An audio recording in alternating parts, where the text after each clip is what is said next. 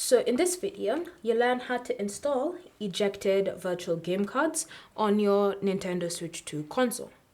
So if you've previously ejected some game cards on your console and you want to restore them, then you don't necessarily need to navigate to the Nintendo eShop so that you can continue playing them. All you need to do is simply just navigate to the virtual game cards menu, and then from here, you want to confirm the user. Once you've confirmed the user, you should then see all the game cards that you currently have on your Switch 2 console. So you can load it in multiple ways. What you can do is just select a game and then select load to this console and wait for it to be loaded. Once it's been loaded, now any data that was saved in that game card will also be restored onto your console, which means that you don't necessarily have to start from the beginning if you've already made some progress through your game. Alternatively, you can also choose to load multiple game cards at the same time.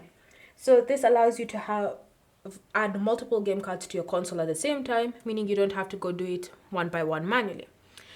To do that, simply go to the sidebar that says, and the first option that says load multiple, and select it, and then choose all the game cards that you wish to load at the same time. So go ahead and choose the game cards.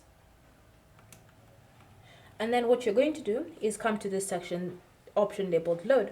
So now you can use the Joy-Cons to navigate to there, or you can just use the touch function to select it, and then simply wait for the game cards to be loaded onto your console. Then it says 6 virtual game cards have been loaded, so just select OK. And now when you go back to the home screen, you can see those specific games have now been moved to the top, which means that they've been successfully loaded. So now you can go ahead and launch them with their data, again, having been successfully restored. This also works for any installed games that you cancelled the installation for. So for example, if you had ejected a game that was installing, you can always go ahead and do the exact same process to install that game back onto your console. Thank you for watching. If you have any questions or comments, leave them down below and we'll get back to you.